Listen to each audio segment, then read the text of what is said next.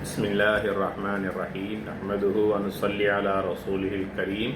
கண்ணியத்திற்கும் மதிப்பிற்குரிய சகோதர சகோதரிகளே, அல்லாஹு தஆலா இந்த உலக வாழ்க்கையில் எங்களுக்கு பல எண்ணற்ற நிஅமத்துக்களை, அருட்பாக்கியங்களை தந்திருக்கின்றான். அவற்றில் ஒன்றுதான் உறவுகளோடு சேர்ந்து வாழக்கூடிய பாக்கியத்தை எல்லாம் வல்ல இறைவன் தந்திருக்கின்றான். உறவு என்பது தாய் தகப்பன் உறவு, மனைவி கணவன் பிள்ளைகள் உறவு, அதே போல சகோதர சகோதரிகள் உறவு என உறவுகள் பல வகைப்படும். இந்த உறவுகளோடு சேர்ந்து வாழ்கின்ற நிலைமையில்தான் எங்களுக்கு அல்லாஹு தஆலா பலவாறான அருட்பாக்கியங்கள், நியாமத்துக்கள் எல்லாம் தருவதாக அல்லாஹுடைய தூதர் எங்களுக்கு வாக்களித்திருக்கிறார்கள்.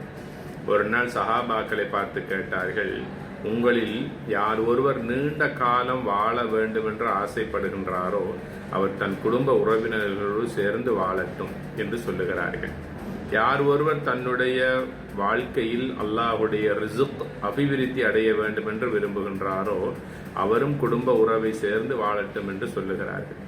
அப்போ ஒருவர் குடும்ப உறவை சேர்ந்து வாழ்வதன் மூலமாக இரண்டு நட்பாக்கியங்கள் உண்டு என்று கூறுகிறார்கள். ஒன்று, நீண்ட ஆயுள், லாங் லைஃப் அவருக்கு கிடைக்கின்றது.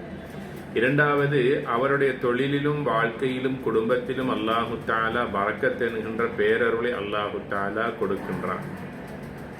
இதே நேரத்தில் யார் ஒருவர் குடும்ப உறவை துண்டித்து வாழ்கின்றார்களோ, சொந்தங்களோடு சேர்ந்து வாழாமல் பகைமையோடு குரோதத்தோடு வாழ்கின்றாரோ, சேர்ந்து வாழாமல் மற்றவர்களை ஒட்டி வாழ்கின்றார்களோ அவர்கள் இவைகளை இழந்து விடுகிறார்கள். நீண்ட ஆயுட்காலம் கிடைக்காத மக்களாக ஆகிவிடுகிறார்கள்.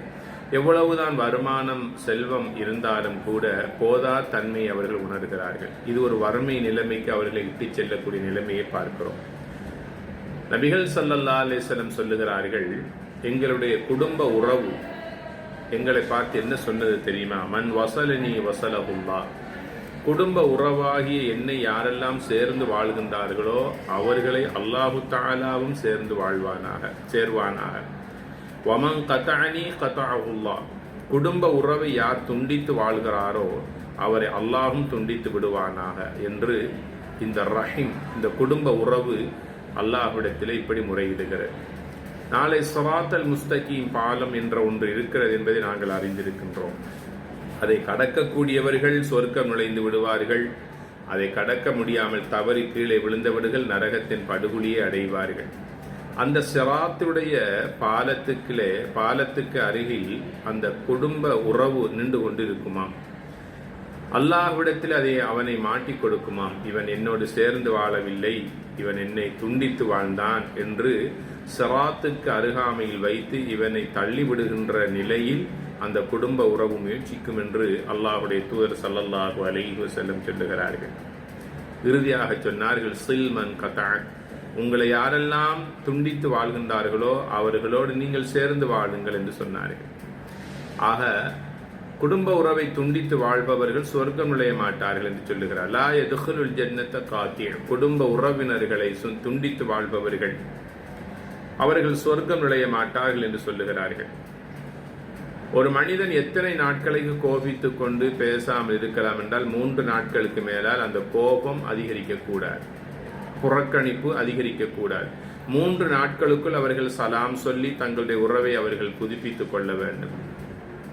لا يحل لمسلم أن يهجر أخاه فوق 3 فمن مات على ذلك دخل النار.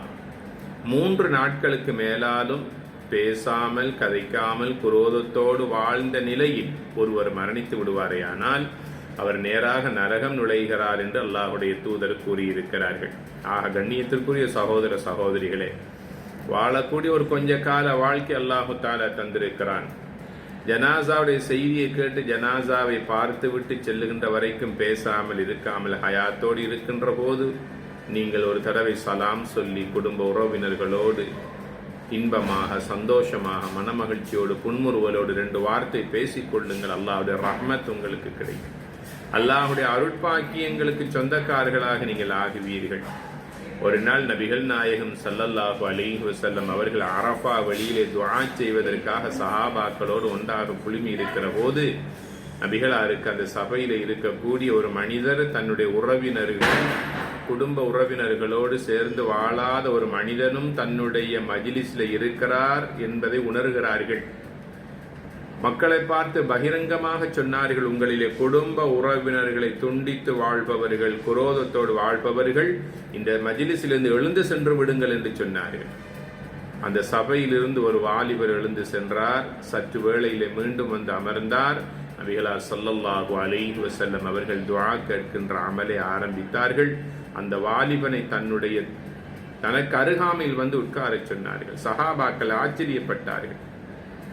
அவன் எப்போது தன்னுடைய உறவினர்களோடு சேர்ந்து வாழ ஆரம்பித்தானோ அல்லாஹும் அவனோடு சேர்ந்து விட்டான்.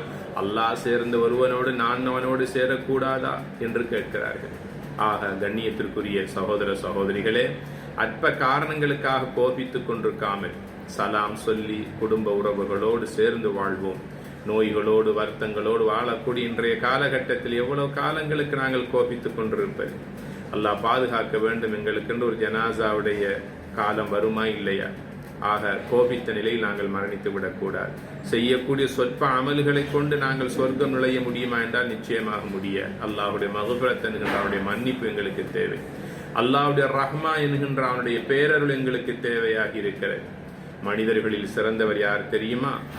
அவன் வீட்டுக்கு நான் எப்படி போறது? அவருக்கு நான் எப்படி சலாம் சொல்றது?